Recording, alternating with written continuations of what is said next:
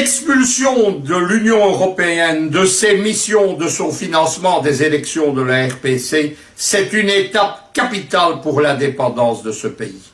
On se rappellera que la captation des élections dans ce qu'on appelait alors le tiers-monde, elle est une initiative, une organisation de l'administration Reagan aux États-Unis dans les années 1980. C'est alors qu'on a créé les fameuses vitrines légales de la CIA, qui ne sont pas, je le rappelle, des ONG, mais des organismes d'État à direction bipartisane, Sénat et Congrès des États-Unis, démocrates et républicains, ce qui vous explique qu'elles continuent inlassablement leur action, quelle que soit la couleur du président. Et parmi ces vitrines légales de la CIA, il y en avait une spécialisée, elle l'est toujours, dans la captation et le contrôle des élections, c'est la fameuse NDI, National Democratic Institute, qui est bien connu des Camerounais, puisque son directeur Afrique, c'est un haut fonctionnaire américain né au Cameroun, il s'appelle Christopher Fonumoy ou Fonumoy, et c'est un de ceux qui a tenté de déstabiliser la présidentielle au Cameroun à partir de la fin 2014. Autour de ces vitrines légales de la CIA se sont constituées à partir des années 90 et la chute de l'Union soviétique une galaxie d'ONG, d'instituts, de groupements politiques divers dont le but était précisément l'action, la déstabilisation des États ennemis du bloc occidental. C'est à cette époque d'ailleurs, à partir de l'Afrique du Sud, que le fameux milliardaire George Soros, fortune actuelle de 34 milliards de dollars, celle de Trump n'est que de 2 à 4 milliards, George Soros a constitué sa galaxie de fondations, les Open Foundation, Open Society Foundation, les Osiwa et compagnie. C'est aujourd'hui l'un des grands déstabilisateurs de l'Afrique, en particulier en matière électorale, avec ses complices, Mo Ibrahim et Ellen Johnson Sirleaf. Il y a, au sein du bloc américano-occidental, l'équivalent dans le monde de l'usine de ce qu'on appelle la division du travail, où chacun a une tâche spécialisée. Et rapidement, les États-Unis ont spécialisé leurs vassaux de l'OTAN et de l'Union européenne dans un certain nombre de domaines, en particulier les Français, les Belges, les Britanniques et les Allemands. Tout cela constitue une division internationale du travail de déstabilisation et au milieu de celui-ci de captation des élections. C'est au sein de l'Europe le Parlement européen qui est spécialisé là-dedans, qui a créé des organismes, qui envoient des missions, qui, finançant les élections en Afrique à 84%, entend y imposer sa loi. Qu'est-ce que c'est? C'est celui qui paye, évidemment, la main, disait Kadhafi, qui paye est au-dessus de celle qui reçoit.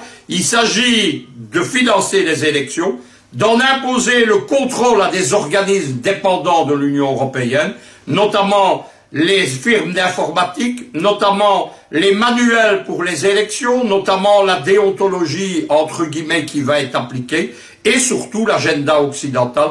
La plupart des missions occidentales qui arrivent en Afrique, elles viennent là non pas pour contrôler ou garantir la démocratie, elles viennent là pour déstabiliser un pouvoir ou pour imposer un scénario occidental. Je vais en donner quelques exemples. Tout d'abord, il faut aussi expliquer quelque chose, c'est que des partis politiques aussi, dans cette division du travail, ont été spécialisés. Et on va donner un exemple, par exemple, ce sont les Verts allemands qui ont été en charge de la déstabilisation de l'élection camerounaise, avec notamment les fondations de l'OTAN à Berlin, comme la Friedrich Ebert Stiftung ou la Schumann Stiftung. Un parti français, ce sont les soi-disant insoumis ex-front de gauche de Mélenchon, s'est spécialisé dans le parrainage de l'opposition équato-guinéenne contre le président Biangnemamba Sosgo, la fameuse Corrète. Les Belges soutiennent évidemment l'opposition au Congo et au Burundi. Et on voit aussi, par exemple, en Espagne, l'équivalent du front de gauche de Mélenchon, le Podemos soutenir aussi les équato-guinéens, la Corrète et compagnie. Et on voit un autre parti politique, tous ces gens se prétendant anti-système mais ils ne le sont pas, c'est le Front National qui au départ d'une galaxie d'ONG implantées au Gabon ont déstabilisé les élections et parrainent l'opposition contre le président Denis Sassou Nguesso ou contre le président Ali Bongo, notamment les fameux comités Sassoufi et la campagne de Jean Ping. Ce sont évidemment des choses que les Africains doivent comprendre pour comprendre ce qui se passe en coulisses. Il y a des exemples de la façon dont l'Union européenne s'ingère dans les élections. Il y a par exemple en 2012 et 2014 des élections bidons en Libye, bidon parce que près d'1 million d'électeurs kadhafistes a été rayé des listes électorales, près d'1 million sur 2,5 millions. Que dirait-on si Vladimir Poutine excluait 30% du corps électoral russe des élections? C'est ce qui se passe en Libye. Ça n'empêche pas le Parlement européen d'envoyer 2 fois une mission, 2012-2014. Elle est dirigée par l'ex-commissaire européen Louis Michel. Nous ne sommes pas parents, je le rappelle, j'en suis fort aise. Il y a une fake news qui court que je serai cousin avec le Premier ministre belge et Louis Michel. Nous sommes en fait ni parents, ni cousins, ni alliés. Et nous sommes des adversaires politiques jurés, puisque je suis un militant anti-impérialiste et anti-occidental, et que ces gens sont au cœur du bloc américano-occidental. La mission électorale, qu'est-ce qu'elle fait? Elle arrive en Libye. Elle déclare que les élections sont transparentes et régulières malgré quelques incidents. Elle les avalise. Il y aura même en 2012 des candidats assassinés, si c'est ça, fair et transparent.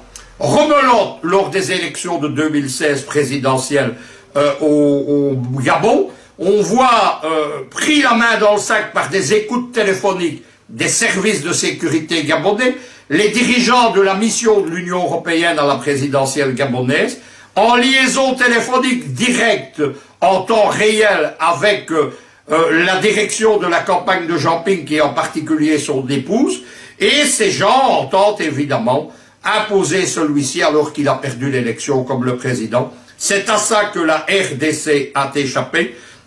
Ce qu'a fait la RDC, c'est exemplaire, comme l'a fait le Burundi quelques mois avant. En RDC, on a commencé par financer les élections. On a dégagé 1,250 milliard de dollars pour les financer et on a dit non au financement occidental, en particulier de l'Union européenne et de la NDI.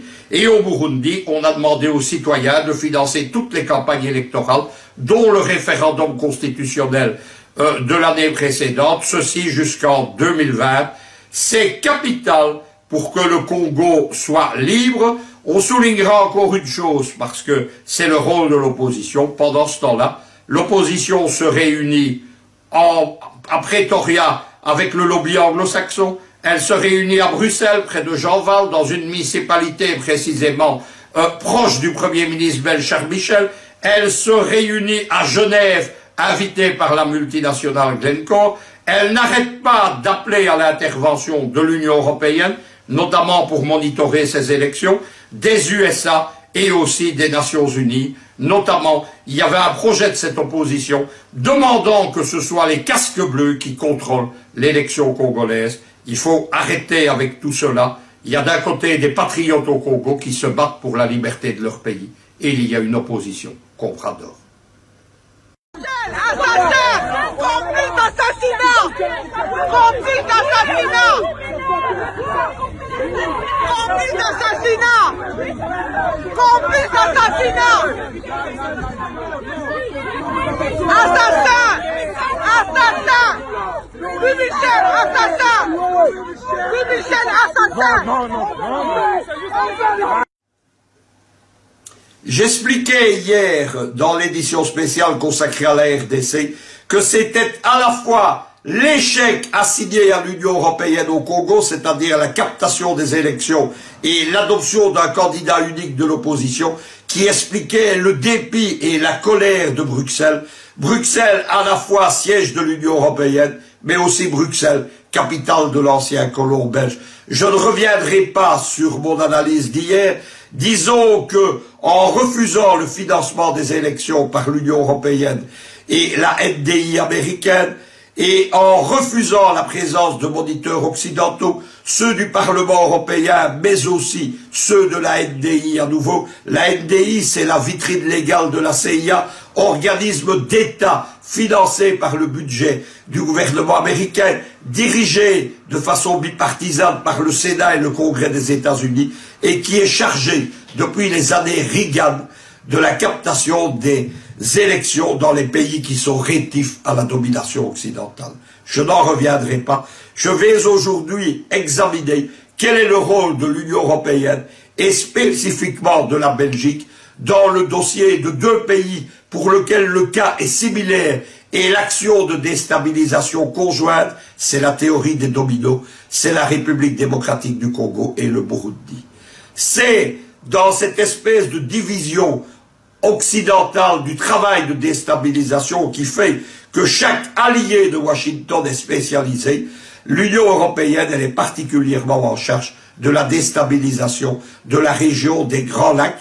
Et au sein de cette Union européenne, il y a un lobby belge, je vais expliquer en quoi il consiste, qui est présent à la fois au Parlement européen, à la Commission européenne, mais aussi au Conseil des droits de l'homme de Genève, où il produit attaques, déstabilisation et rapport sur rapport contre Bujumbura et Kinshasa. Le lobby belge, il s'appuie sur un accord avec Kigali depuis 30 ans pour déstabiliser la région des Grands Lacs, la plonger dans le chaos et piller cet État-continent qu'est le Congo ex-belge. Il faut rappeler évidemment, c'est que l'opération de déstabilisation, elle a toujours conjointement visé à la fois Bujumbura et Kinshasa. Les Occidentaux croient à la théorie des dominos. Ils pensent que s'ils abattent ou sèment le chaos dans deux des deux pays, il y aura des influences immédiates sur l'autre pays. Ils ont raison. Ce qu'ils n'avaient pas prévu, c'est que la résistance de Bujumbura accompagnerait la résistance de Kinshasa pour dégager ces deux pays qui, aujourd'hui, sont des exemples de la résistance panafricaine. Derrière l'Union européenne, je l'expliquais, il y a un lobby belge. Il est constitué d'un réseau qui mêle politique, affairisme et grand business. C'est ce qu'on appelle les réseaux du MR, le mouvement réservateur, le parti libéral en Belgique francophone. C'est le parti de l'ancien commissaire européen Louis Michel et de son fils Charles Michel, l'actuel président, premier ministre fédéral belge. Nous ne sommes pas parents. Il y a une fake news qui explique actuellement sur les réseaux que je serais le cousin de cette famille. Nous ne sommes ni parents, ni alliés, ni complices dans quoi que ce soit. Je suis un adversaire résolu de cette famille prédatrice, de cette dynastie bourgeoise qui, au moment où on critique les chefs d'État africains pour leur longévité au pouvoir, est aux affaires en Belgique depuis les années 1980. C'est ça qu'il faut savoir. Ce réseau du MR, il est particulièrement actif dans toute la région des Grands Lacs, Rwanda, Burundi, RDC bien entendu, mais il a aussi des intérêts et une action néfaste dans la Libye post-Kadhafi. Et bien entendu, derrière tout cela, cela vous explique par exemple pourquoi nous en avons débattu l'année passée. On a vu 10 milliards d'argent libyen saisis lors de l'attaque contre la Jamaïria de Kadhafi, disparaître des comptes bancaires belges et restituer dans des conditions nébuleuses. Ni la commission d'enquête qu'on nous promettait, ni l'enquête judiciaire dont on est de résultats, évidemment, ont disparu des comptes et ont été restitués à des complices libyens de ces réseaux affairistes. Les réseaux du MR, ils sont liés au grand scandale actuel international qui fait la une régulièrement des journaux en Belgique mais aussi en France. C'est ce qu'on appelle le Kazakhsgate. Qu'est-ce que c'est le Kazakhsgate? Ce sont des hommes d'affaires liés à la mafia kazakh, une ex-république soviétique d'Asie centrale, devenue belge, ayant fait voter une loi d'amnistie fiscale en Belgique pour ne pas être poursuivis. Ces gens s'appuient sur les réseaux de Sarkozy en France et les réseaux du MR en Belgique. L'ancien président du Sénat MR a été inculpé et l'ancien maire MR de Waterloo, personnage puissant, a même connu les cachots des prisons belges. Le Kazakhsgate, en quoi concerne-t-elle l'Afrique? Eh bien parce que ces gens se sont alliés à une multinationale de l'acier suisse-belge qui s'appelle Duferco Et ces gens sont allés corrompre, en RDC précisément, un ex-premier ministre pour s'emparer d'un empire de l'acier datant de l'époque de Mobutu. C'est ça aussi, la corruption en Afrique, c'est la corruption importée d'Occident. Il faut maintenant dire un mot sur les sanctions elles-mêmes. Les gens ne comprennent pas souvent quel est le but réel des sanctions. Le but, c'est pas de saisir des comptes qui sont inexistants pour la plupart, c'est pas d'empêcher les dirigeants du gouvernement congolais, tous les proches de Kadila, dont Ramazani Chadari, de visiter la Belgique. Leur but, c'est de leur interdire des contacts avec les puissantes diasporas congolaises de l'Union européenne, en particulier en Belgique. Il y a même à Bruxelles un quartier congolais qu'on appelle le Matongé, comme le quartier de Kinshasa. Il y a une diaspora importante en France, il y en a une en Italie. L'une des animatrices du lobby anti-Kabila d'ailleurs au Parlement européen, c'est une Congolaise d'origine naturalisée italienne. Elle a été ministre en Italie, elle est députée européenne aujourd'hui, c'est Cécile Kyenge, et elle anime le lobby anti-Kabila pour le compte de la galaxie Soros et des Occidentaux. Le but, c'est d'interdire au gouvernement congolais, aux dirigeants de la majorité présidentielle, de venir rencontrer cette diaspora, d'y organiser des meetings. Il ne vous a pas échappé, évidemment, que Bruxelles, à la fois le Parlement européen, mais surtout l'ex-colon belge, parrainait l'opposition. Vous avez vu que le G7, qui était un groupement de l'opposition autour de Tshisekedi et Katumbi, s'était réuni à Jeanval. On l'appelait d'ailleurs le groupe de Jeanval. Jeanval, c'est une municipalité MR précisément, proche du Premier ministre belge Charles Michel, dans la grande banlieue de Bruxelles. Vous avez vu que Tshisekedi est mort en Belgique, que sa dépouille mortelle, que l'on ne laisse pas reposer au pays, parce qu'elle est instrumentalisée par ses enfants, est toujours dans un frigo d'une morgue de la municipalité d'Uccle, toujours à Bruxelles. Vous avez vu que Katumbi voyage en Belgique. Vous avez vu que Bemba, il y a des propriétés, s'y est réfugié lorsqu'il a été libéré sur ordre des Américains de la CPI. Bruxelles, non seulement parraine cette opposition, mais avec les sanctions, elle empêche Kabila de travailler la diaspora, de venir s'expliquer près d'elle, et ça vous explique d'ailleurs que cette diaspora est en grande majorité, on le voit lorsque des téléspectateurs téléphonent, violemment hostile à Kabila, parce qu'elle est uniquement travaillée par la propagande, notamment de la famille Tshisekedi, de Katumbi, de Bemba et compagnie. C'est ça le but réel de ces sanctions, c'est ça le sale jeu que joue l'Union européenne et le néocolon belge dans cette affaire. Les gilets jaunes belges étaient eux aussi dans la rue ce samedi. Alors qu'un millier de manifestants s'étaient rassemblés aux abords des institutions européennes à Bruxelles, environ 400 d'entre eux ont été arrêtés. Je suis venu ici aujourd'hui pacifiquement, tout le monde ici est venu pacifiquement, maintenant on se fait arrêter pour rien. Ça c'est un vrai scandale et ça se passe pas en Syrie, ça se passe pas en Corée du Nord ou à Cuba, ça se passe ici à Bruxelles, la capitale de la communauté européenne. C'est une honte, c'est une honte. C'est une honte. Imitant leurs voisins français, le mouvement des Gilets jaunes s'est particulièrement exporté dans la région francophone de la Wallonie. Les manifestants partagent les mêmes revendications. La politique du gouvernement va de plus en plus chercher dans les poches des petits. Les gens avec beaucoup d'argent deviennent encore plus riches qu'avant et que maintenant, nous autres ici, en tant que Belges, nous avons dur à suivre à la fin du mois parce qu'on vient tout le temps avec des nouvelles taxes, Lors des heurts entre les manifestants et les forces de l'ordre, les autorités ont indiqué qu'un policier belge avait été blessé au visage, mais que ses jours n'étaient pas en danger. Je voulais, pour ma seconde intervention quand même, aller au fond du problème et dénoncer l'immense hypocrisie de l'Union européenne et singulièrement de la Belgique dans cette affaire des sanctions contre la RDC. Et si nous parlions donc de démocratie et de droits de l'homme à Bruxelles. Je vous ai montré ici un film d'arrestation. Il y avait une manifestation des Gilets jaunes belges à Bruxelles ce samedi. On a préventivement, c'est les photos que vous voyez, arrêté plus de 800 manifestants sur 2000. On a empêché les manifestations. On a même bloqué barré l'autoroute entre Paris et Bruxelles pour que les Français ne viennent pas aider les Belges pendant la nuit de vendredi à samedi. Tout ceci se passe 30 heures avant le renouvellement des sanctions de l'Union européenne et de la Belgique contre le gouvernement de Kinshasa. Il faut quand même savoir ce qu'on reproche à Kabila et aux siens.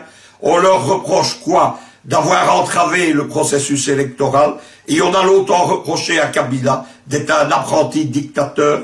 L'apprenti dictateur, non seulement ne se représente pas, mais il offre à son pays quelque chose que le Congo n'avait jamais vécu jusque-là, une transition électorale entre un président et le suivant.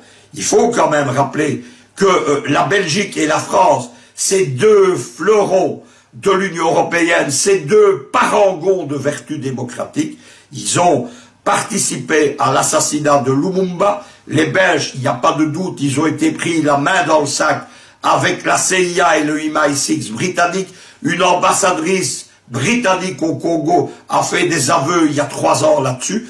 Et l'assassin de Lumumba, c'est un agent belge de la sûreté de l'État belge, des services secrets, a reconnu qu'il était l'assassin et exhibe sur sa bibliothèque pendant les interviews, dans un bocal, cet ignoble, la mâchoire du martyr congolais Lumumba. Ce sont ces gens ensuite qui ont soutenu, jusqu'au milieu des années 90, la dictature de Mobutu, installée à la fois par la Belgique, par le roi des Belges Baudouin, qui au début se disait son ami, et par la CIA, dont Mobutu était un agent, avec tous les droits de l'homme bafoués, avec tout ce qui s'est passé depuis. On rappellera quand même qu'à un moment donné, où Mobutu faisait pendre les journalistes à Kinshasa, eh bien, son premier ministre s'appelait Etienne Tshisekedi. Il y a, enfin, derrière tout ça, en ce qui concerne la Belgique, une nostalgie néocoloniale mal avouée. On en a encore un exemple, eh bien, précisément hier, dans le grand quotidien belge, la Libre Belgique, c'est l'équivalent du Monde à Bruxelles. Il y a un article pour dénoncer la nouvelle salle du Congo ex-belge au nouveau musée colonial de Tervuren. Bruxelles abrite un immense musée colonial, le plus grand au monde, et bien entendu, qui a de vastes collections pillées en Afrique, en particulier au Congo. Il y a un grand débat sur la restitution de ces biens culturels qui appartiennent au peuple congolais. Eh bien, la Libre Belgique a lancé un article, laisse exprimer des nostalgiques du colonialisme belge, qui disent qu'on manipule l'histoire dans cette salle, qui osent parler de révisionnisme historique et qui condamnent la condamnation de Léopold II, du génocide et du colonialisme belgicain.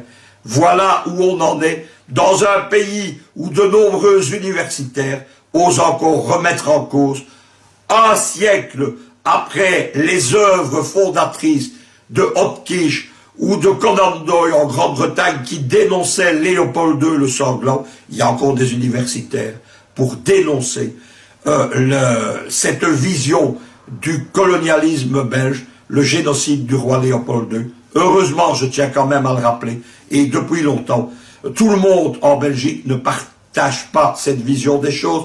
Je suis là pour le démontrer. On a inauguré, il y a quelques mois, une place Lumumba dans la commune bruxelloise d'Ixelles. Et je rappelle souvent son exemple parce que il est en grande partie à la base de mon engagement politique très jeune. C'est mon arrière-grand-père maternel, Michel Heubrecht. C'était un jeune militant socialiste dans les années 1880-1885, au moment où Léopold de Saxe-Cobourg-Gotha s'empare du Congo, en fait sa chose privée. Eh bien, mon arrière-grand-père manifestait avec ses camarades socialistes contre le colonialisme belge. Heureusement, il y a eu des justes en Belgique pour racheter la Babylone néocoloniale.